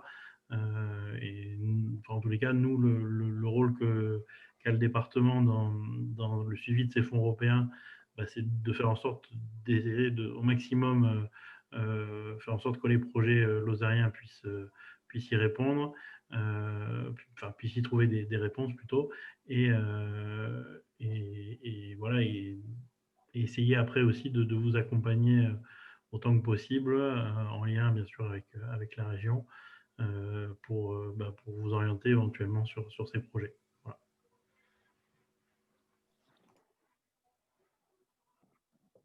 Je pense que Guillaume, il a bien résumé. Après, je témoigne qu'il porte la voix de la Lozère pour défendre les sujets qui concernent bien le département. À titre quand même de comparaison, les fonds européens sur 2014-2020, c'était 3 milliards d'euros avec le FEADER. 3 milliards d'euros sur 7 ans. C'est le budget de la région, hein, le budget annuel de la région. Donc, c'est pas quand même rien, 3 milliards. Et je pense que ça, il faut quand même bien l'avoir en tête. Ensuite, oui, il y a de la complexité. On fait en sorte d'essayer de la réduire au maximum, mais il faut qu'on s'y adapte aussi. Nous, on essaye de faire en sorte, et pour 21-27, on prévoit déjà de lancer le programme en s'appuyant sur nos maisons de région, déjà d'une part, et on prévoit des sessions d'information, formation pour les collègues des maisons de région pour qu'ils puissent donner au moins le premier niveau d'information pour aider le porteur de projet à bien s'orienter. et les collègues aussi des départements et des contrats de territoire qui seront aussi notre clé d'entrée, hein, les contrats territoriaux de la région. Il va y avoir de plus en plus une convergence dans les interventions publiques sur la base de ces périmètres-là.